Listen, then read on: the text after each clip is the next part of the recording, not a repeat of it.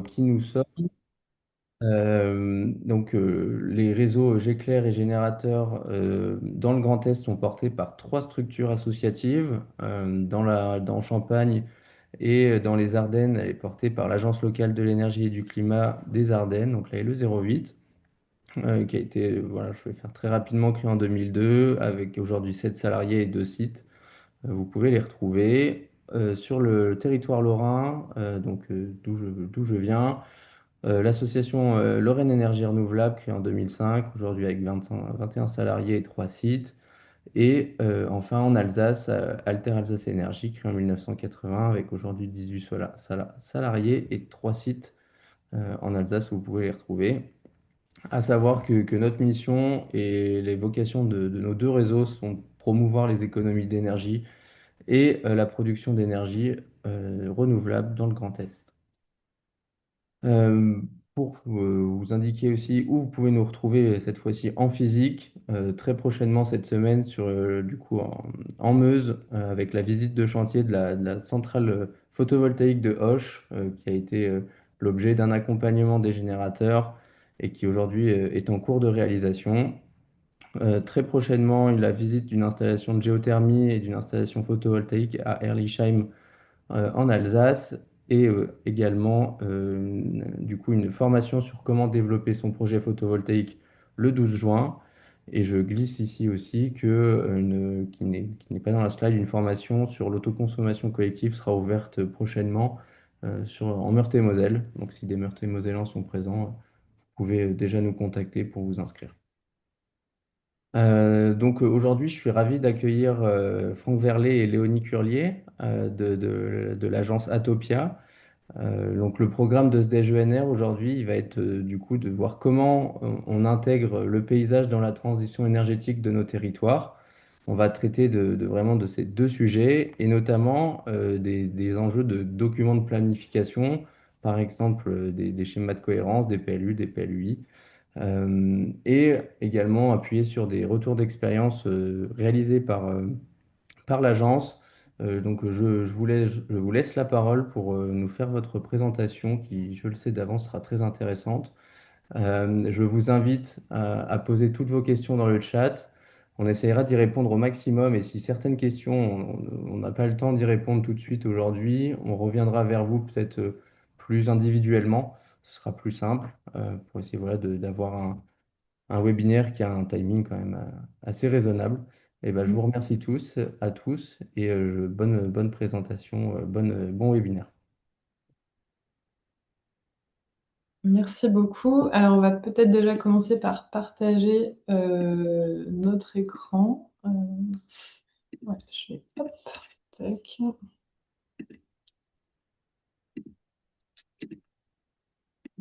Bon, d'accord. Bon, du coup, pendant la technique, j'en profite pour faire une petite présentation d'Atopia, qu'on n'a pas prévu de faire de plus, donc je meuble, entre guillemets.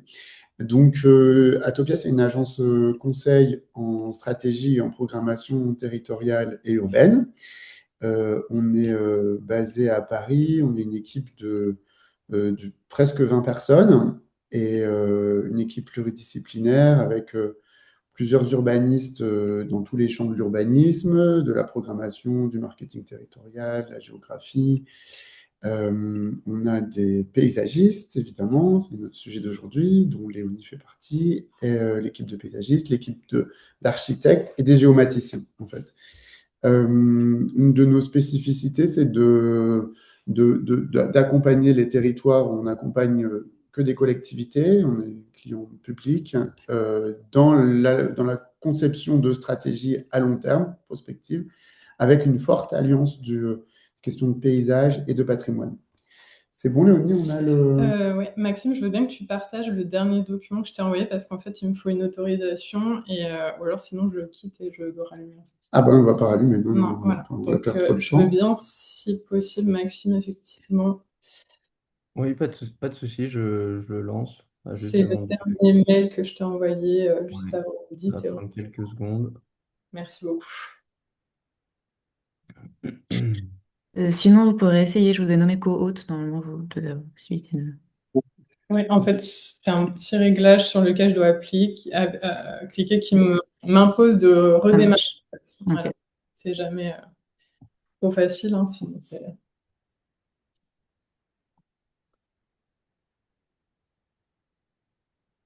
Peut-être qu'on peut quand même démarrer sans le Oui, support, je vais attendant. commencer à Ouais. démarrer effectivement pour pas qu'on perde trop de temps. Donc, on va introduire un petit peu ce webinaire justement pour un petit peu introduire sur notre vision de la transition énergétique et des paysages, donc la conciliation justement qu'on recherche entre les deux. Merci beaucoup, Maxime. Tu peux passer à la suivante du coup. Et donc, concrètement, pour nous, et c'est un peu l'approche qu'on essaye de défendre dans nos projets, le paysage et l'énergie, donc enfin, l'énergie vis-à-vis du paysage n'est pas une anomalie, ils ont toujours été liés. Donc on est vraiment sur une traduction historique spatiale de différents régimes énergétiques successifs. Donc que ce soit avant les années 1800, où on était vraiment dans un rapport à l'eau, au vent, aux ressources naturelles, avec un paysage finalement qui se modifiait peu, jusqu'aux périodes 1800-1900 où on a une utilisation un peu plus massive de certaines ressources, notamment le bois, et où on a également l'extraction du charbon qui a vraiment introduit et annoncé la première révolution industrielle.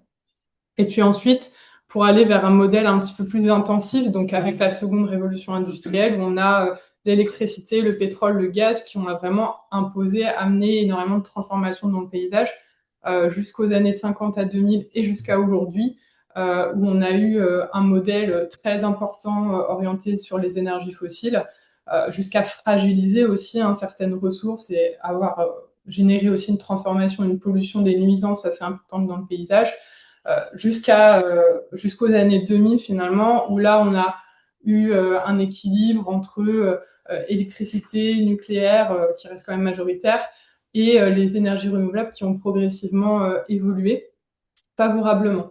Donc concrètement, ce qui ressort de tout ça, c'est que on a toujours eu ce lien-là persiste encore aujourd'hui, mais ce qui change aujourd'hui avec la transition, c'est pas finalement la présence de l'énergie en tant que telle dans le paysage, c'est surtout dans le retour du paysage ordinaire, en tout cas c'est ce qu'on peut observer, le paysage agricole, notre paysage du quotidien, urbain, les mobilités, etc. Donc en fait, on a vraiment ce rapport-là qui est assez important. Et finalement, on relève bien le fait qu'aujourd'hui, pendant longtemps, notre modèle énergétique a produit des paysages sans se montrer.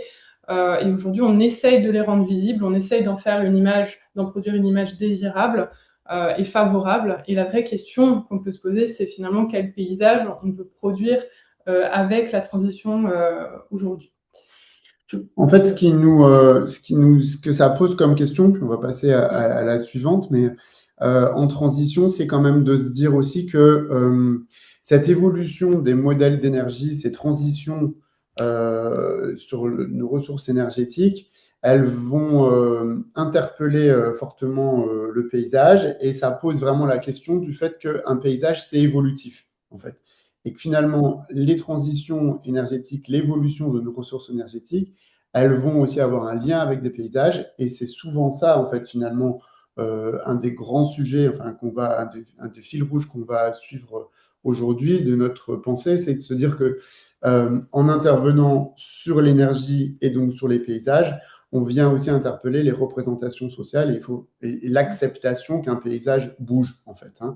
Et un des grands sujets, c'est finalement la représentation de ce paysage de transition, hein, et notamment la construction d'un paysage positif, en fait, hein, et d'une image positive et désirable du futur, alors que les transitions sont souvent plutôt source de crainte, parce que pas forcément associées à un développement ou associées à des risques, hein, liés au changement climatique, et plutôt donc porteur d'une image un peu négative, en fait. Hein. Donc là, l'idée, c'est vraiment de se dire qu'il faut réconcilier transition énergétique, transition des paysages et représentation, en fait, hein, sociale. Alors, dans un premier temps aussi, donc un des outils qu'on a de la transition, c'est évidemment tous les outils de planification énergétique, type les PCAET. Et nous, on est souvent, soit on participe à des PCAET, soit on travaille avec des PCAET dans des outils de planification. Et ce qui interpelle, hein, c'est qu'évidemment, là, le changement, il doit être extrêmement rapide, hein. Il faut faire le lien aussi avec les paysages. C'est-à-dire qu'en fait, le changement de ressources énergétiques, de modèle énergétique, il doit être très rapide et les paysages évoluent très rapidement. Et c'est ce qui est sûrement, de notre point de vue, une des sources du choc et qu'il faut réconcilier, en fait, hein. Et notamment, comme cette transition, elle est très rapide, les documents de planification ont tendance enfin de programmation énergétique, hein, ils ont tendance à imposer des ruptures fortes, en fait, de changement, en fait. Et souvent, très souvent, il y a une déconnexion avec le territoire, en fait. En fait, il y a une violence de la prescription, c'est-à-dire qu'en fait, il faut aller très vite, notamment en termes de diminution de consommation énergétique et en matière de production des ENR nouvelles. Et cette programmation, aujourd'hui, ce dont on se rend compte, c'est qu'on a aussi besoin de la faire atterrir. Et c'est cet atterrissage, cette territorialisation qui est la vraie clé de la mise en œuvre de la transition. Et c'est là que ça vient interpeller le paysage. On passe à la suite. Ouais. Merci. Alors justement, en termes d'exemples un peu de territorialisation, d'atterrissage qu'on a pu développer dans le cadre d'un de nos projets chez Atopia, donc c'est le schéma directeur énergétique du SCOT Sud 54. Donc ça, concrètement, c'est une mission qu'on a portée avec un partenaire énergéticien, donc qui a vraiment eu ce regard, cette casquette très chiffre, voilà, très orientée justement sur les scénarios prospectifs, sur les potentiels énergétiques, les gisements. Mais là, concrètement, on a, nous, essayé d'avoir une posture, d'avoir la casquette paysage, sensibilité, foncier, qui manquait justement à ce type et qui peut encore manquer aujourd'hui, on peut l'observer hein, sur ce type de document. Donc, on a réalisé vraiment une approche déjà analytique dans un premier temps sur ce territoire. On a capitalisé, analysé l'ensemble des documents qui étaient disponibles, donc plan de paysage, les documents en lien avec les CAUE, l'atlas des paysages, les chartes, la charte aussi du PNR de Lorraine, parce qu'il y avait une partie justement de leur périmètre qui était inscrit sur le site, enfin sur le territoire.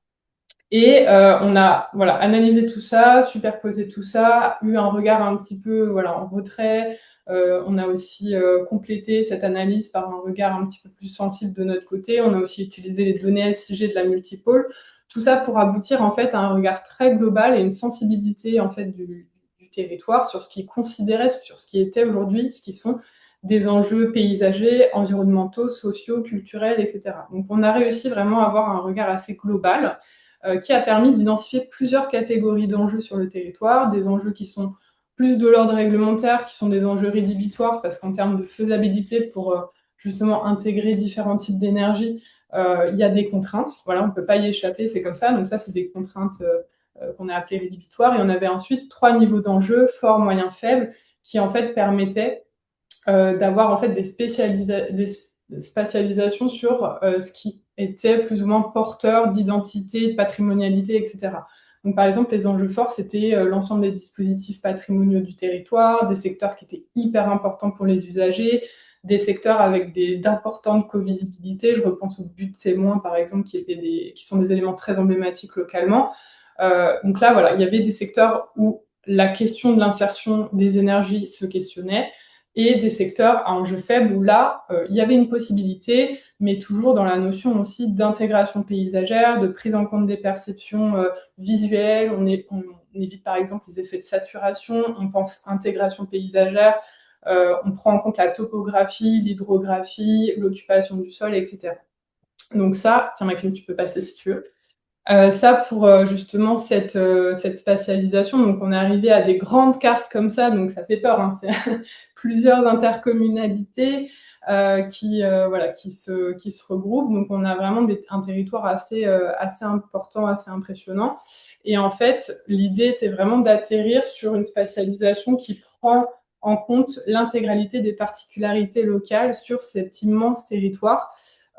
Donc là, notamment en haut à gauche, vous avez un zonage qui préconise justement des secteurs d'implantation pour le PV au sol. Et en haut à droite, vous avez pour l'éolien. Et en fait, sur les deux cartes qui sont chacune des grandes, c'est des zooms justement sur certaines intercommunalités, parce qu'on a proposé à la suite de ça, évidemment, un atlas intercommunal et un atlas communal, pour vraiment permettre aux élus, aux techniciens locaux de se saisir aussi de ces zonages et de pouvoir par la suite les traduire plus facilement dans leur PLUI et dans leur PLU.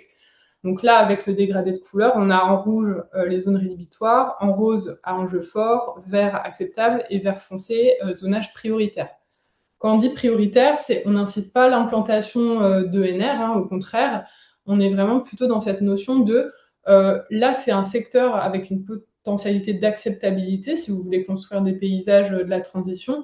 Par contre, il y a toute une notion aussi d'accompagnement derrière avec les usagers du territoire, les techniciens, les élus, pour faire en sorte d'implanter justement des projets qui sont acceptables, voilà, pour tous. Donc, Maxime, ouais, si tu veux passer à la slide suivante. Et on a fait un petit travail supplémentaire ensuite parce que effectivement les élus avaient fait remonter donc des zonages, des zones d'accélération d'énergie renouvelable. Donc, c'était important aussi pour eux qu'on prenne en considération ce zonage-là, ce travail qui avait été fait par chacun d'eux, qui était quand même, qui avait été assez chronophage et qui était important en tout cas dans cette stratégie foncière. Donc du coup, on a superposé l'ensemble des zones favorables et prioritaires par rapport à leur zone à eux, justement pour voir quels étaient éventuellement les secteurs qu'ils avaient identifiés qui étaient favorables par rapport à cette méthode. Donc on a plusieurs niveaux de couleurs qui permettent justement aussi de superposer les secteurs qui sont déjà artificialisés aujourd'hui, donc qui ont un potentiel justement d'implantation qui limite la consommation, l'artificialisation d'espace sur le territoire.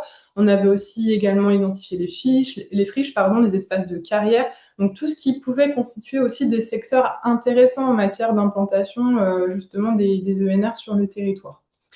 Avec ça, on a aussi réalisé un cahier de recommandation qui visait à articuler documents de planification et intégration justement de cette stratégie ENR. Donc, on a fait toute une déclinaison SCOT, PLUI, PLU et aussi intégration paysagère de manière générale pour plusieurs types d'énergie afin vraiment d'accompagner et d'outiller la multipôle justement dans cette transition et aller au-delà aussi de la territorialisation finalement.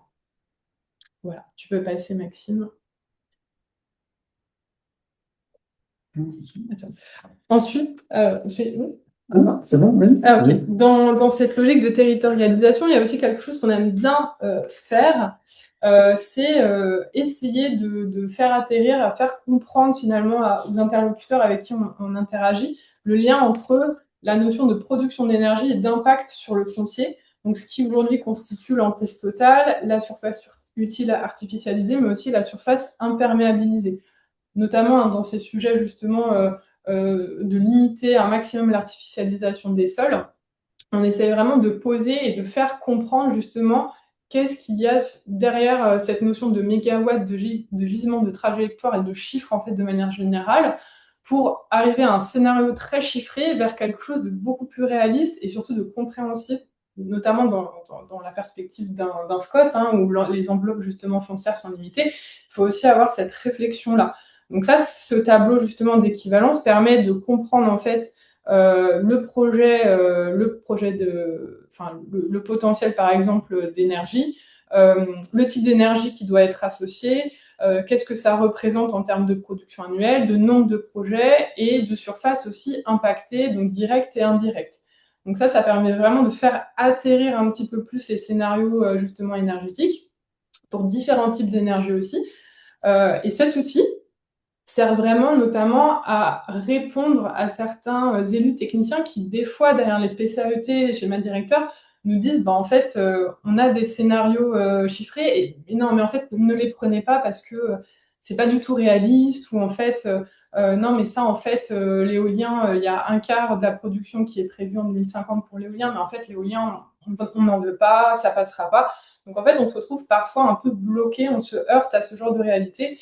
Ce qui n'arriverait pas potentiellement si justement on avait cet atterrissage et cette représentation foncier, production et aussi ressources. Quel impact sur les ressources du territoire, ressources du sol, ressources de l'eau, ressources de la forêt, etc. Vraiment comprendre cette notion un petit peu imbriquée, quoi. Et finalement, ça, on se rend compte quand même que c'est un vrai frein en fait au développement des ENR. c'est qu'entre les intentions en fait de base qui définissent la trajectoire de sobriété à 2050 notamment et leur développement, mais en fait il y a cet échelon ce maillon plutôt de la territorialisation qui est souvent manquant. Et nous, dans nos missions, on essaye de mettre en œuvre cette territorialisation et on se rend bien compte qu'en fait, comme disait Léonie, mais en fait, les élus en général renient leur objectif de production par ailleurs. Alors, on va passer à la suite.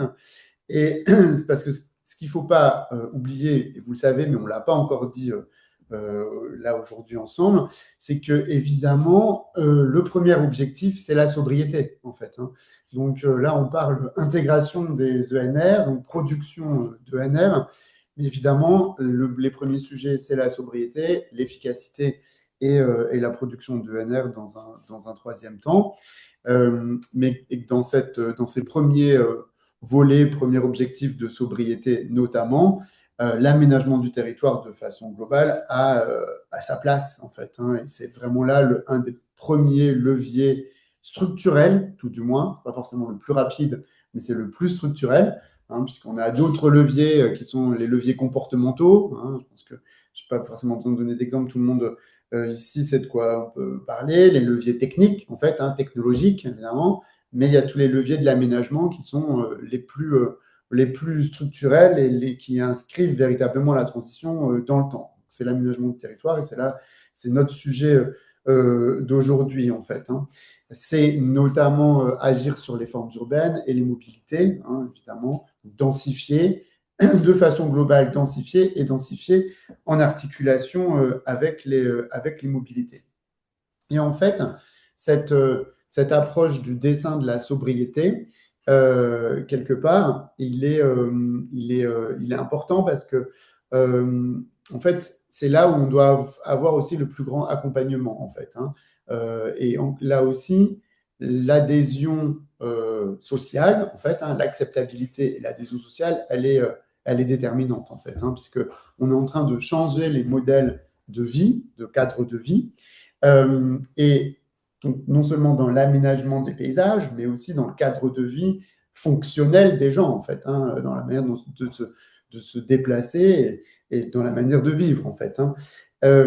Et là, le paysage, il a vraiment un rôle important parce qu'en fait, il va nous aider vraiment à construire ce paysage désirable. Et encore une fois, les transitions, la sobriété sont quand même souvent associées à à des diminutions de niveau de qualité de vie, à des renoncements, c'est ça que je cherchais comme nom, à des renoncements et des renoncements qui sont parfois mal vécus en fait. Hein. Et l'objectif, c'est de favoriser, d'améliorer l'acceptabilité de cette transition, l'acceptabilité des nouveaux modes de vie, l'acceptabilité des ENR, notamment en jouant sur le paysage. On va passer à la diapo d'après. Parce que cette question de paysage, c'est véritablement le médiateur. Hein, enfin, on le dit dans tous les champs, le paysage, c'est le domaine dans lequel tout le monde est expert, en fait, parce que tout le monde a un regard sur son paysage, est capable de le qualifier. Et c'est véritablement l'expression des modes d'aménagement du territoire. Donc, c'est une clé essentielle, à la fois en lecture, en compréhension, en définition de l'acceptabilité. Les cartes qu'a montré Léonie avant, hein, ça reflète bien ça, hein, cette question de l'acceptabilité, qui bien souvent aussi, dans leur composition, hein, s'appuie sur des travaux d'atelier avec les habitants, sur les valeurs paysagères. Donc, il y a tout ce travail aussi hein, d'analyse, de valorisation et d'objectifs de qualité des paysages. Voilà, donc on peut poursuivre.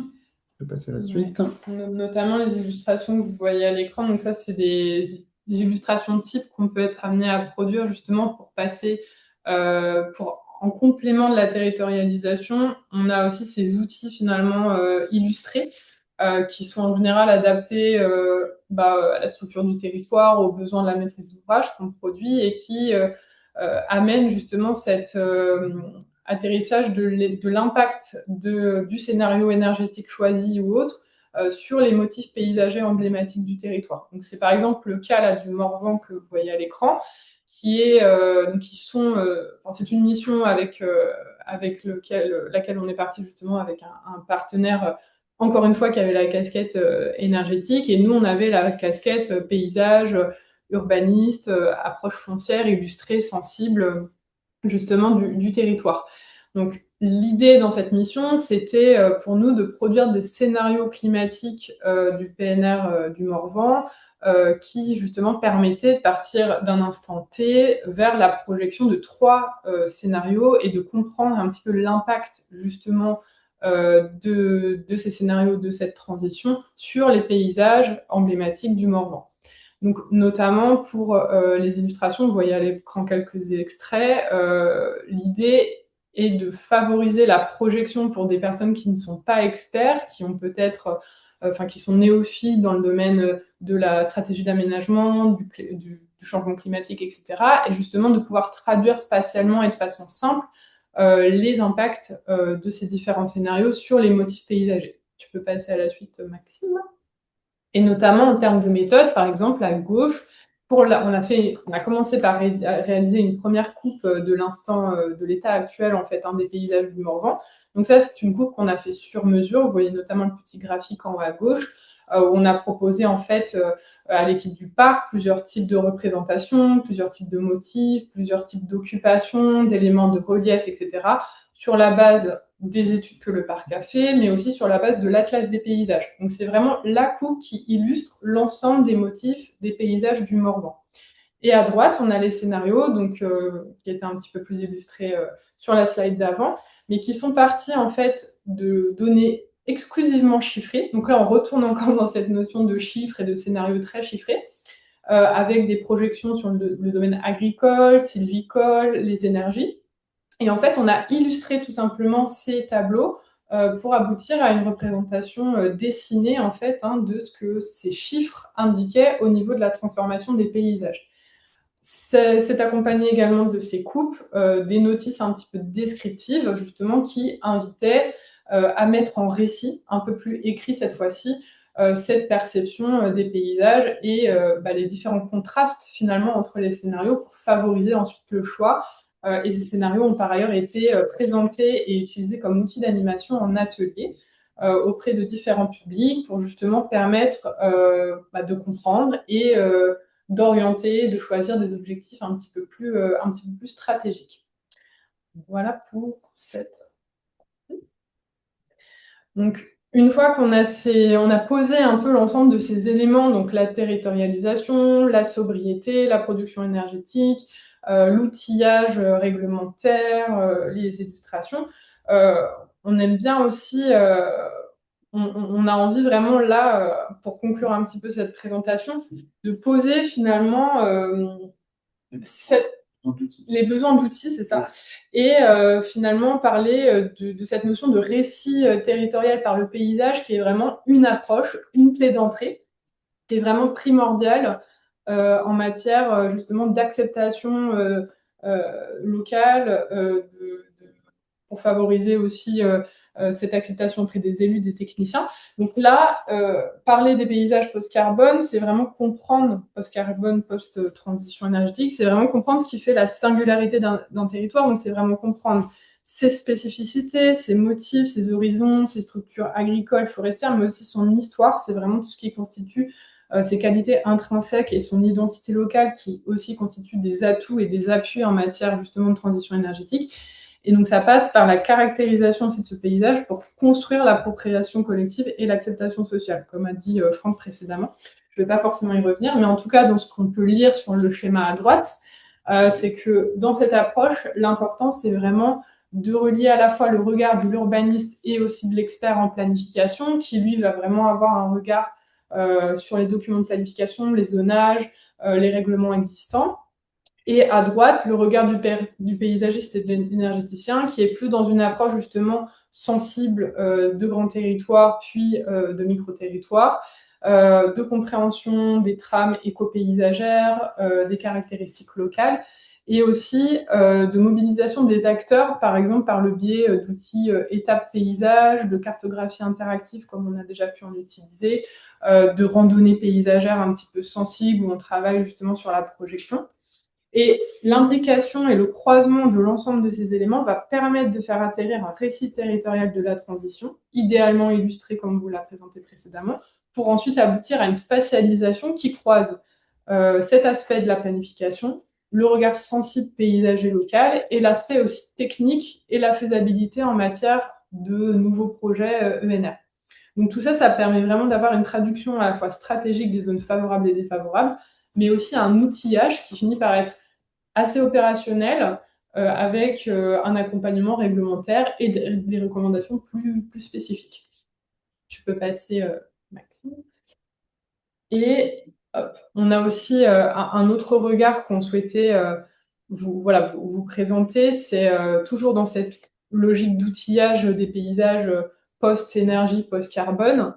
C'est vraiment, souvent, on se questionne, nous, par ailleurs, la meilleure insertion paysagère, souvent, c'est parfois l'infrastructure qu'on n'a pas eu besoin de construire. Donc c'est vraiment, avant de débattre justement sur le type d'infrastructure, la localisation des infrastructures, on se pose toujours la question du niveau de besoin, en fait, en termes de production et en termes d'impact, justement, que pourraient avoir ces infrastructures sur le paysage.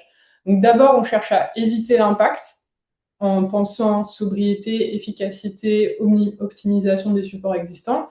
Et après seulement, on entre dans cette logique d'accompagnement justement des infrastructures pour limiter un maximum l'impact paysager.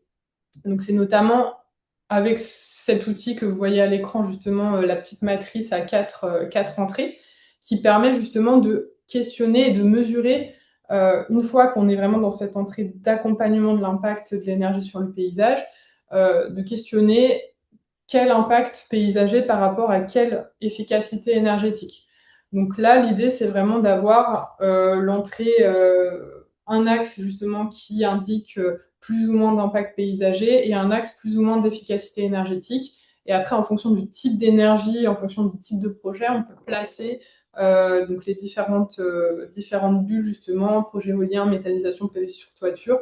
Mais on a également tout ce qui est, par exemple, compacité des formes, mobilité, etc., qui permettent de mesurer un petit peu, justement, l'efficacité et l'impact paysager. Donc ça, notamment, ça peut être un outil qu'on utilise en concertation, qui peut être adapté à l'ensemble des publics qu'on peut concerter, et qui permet vraiment d'avoir une façon un peu... C'est de la pédagogie, voilà, tout en étant assez opérationnel derrière.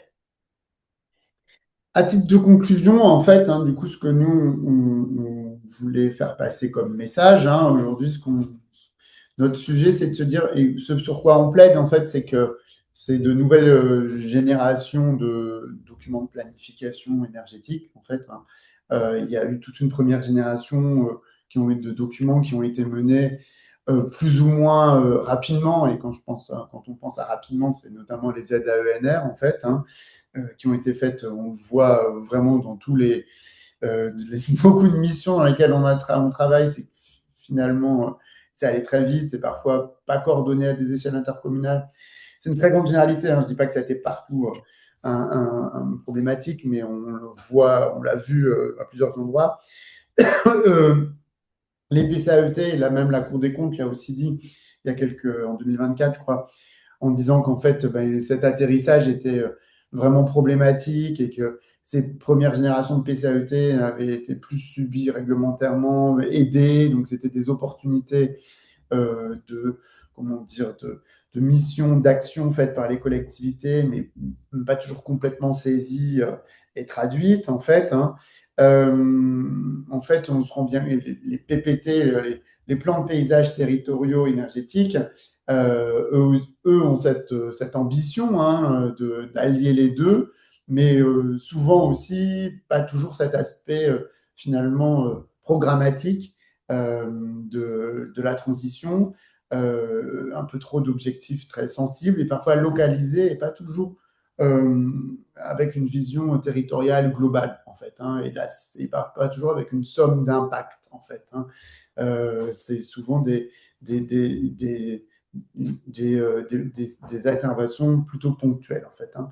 Et donc, ben là, en fait, on pense vraiment qu'il est temps maintenant de passer à cette planification et cette programmation énergétique à une échelle territoriale élargie, pour faire atterrir l'énergie dans les territoires, et puis pour faire du paysage, enfin, non pas une contrainte, parce que parfois c'est encore vu comme ça, comme une thématique de l'étude d'impact, en fait, hein. Paysage, c'est pas une contrainte, c'est l'infrastructure spatiale et politique, parce qu'elle est sociale, en fait, hein, de la transition. Et ça doit vraiment être le porteur des transitions. Voilà ce qu'on avait à partager avec vous aujourd'hui. Eh ben, je vous remercie. Et pour également faire un peu atterrir le sujet de l'énergie dans les territoires, il ne faut pas hésiter également à contacter les générateurs ou bien Géclair. On travaille aussi sur la question du paysage. On commence à animer, enfin, vous parliez de randonnée paysagère. J'ai animé récemment une balade paysagère autour d'un parc éolien. Donc c'est aussi sur des réseaux locaux comme les nôtres que vous pouvez vous appuyer pour lancer le sujet de l'énergie qui, en passant par le paysage, est souvent apaisé. Je pense qu'on peut passer aux quelques questions qu'on a eues dans le chat. Donc oui, vous recevrez bien la présentation. Il sera accessible sur nos sites internet. Première question, les collectivités ont-elles été associées à la réalisation de ces cartes ou les ont-elles, entre guillemets, subies?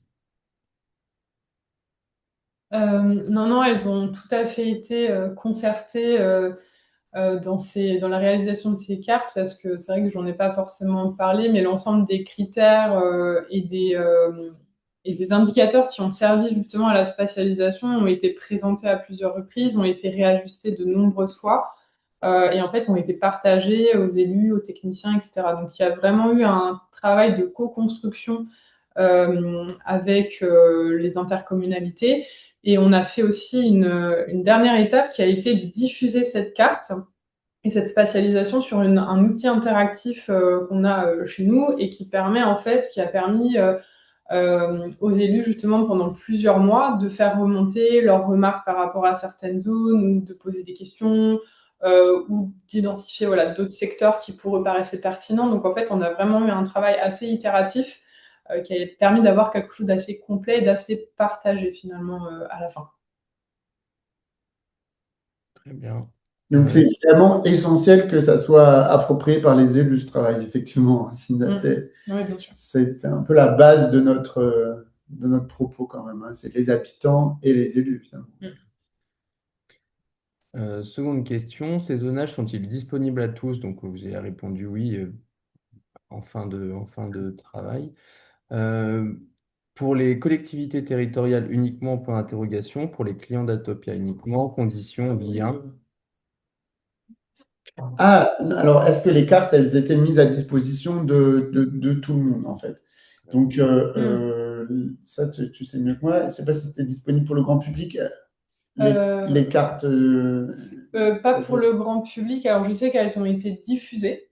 Ça, c'est pour le coup, c'était pas, en tout cas, c'est pas notre ressort. Non, c'est ça. Oui, non, La non. diffusion publique, Non, c'est ça. mais je ne sais pas ce qu'il en a été. Je ne saurais pas vous dire Ah, ok. non plus. Je sais que ces cartes sont disponibles publiquement aujourd'hui. Par Ah. contre, je sais pas si elles ont fait l'objet d'une démarche de Consultation. présentation et de consultation. Ouais, par mais en exemple. tout cas, aujourd'hui, elles sont accessibles à tout le monde. Ah oui, Oui, oui, c'est bien ça. sûr. Elles sont publiques. Ouais. Super.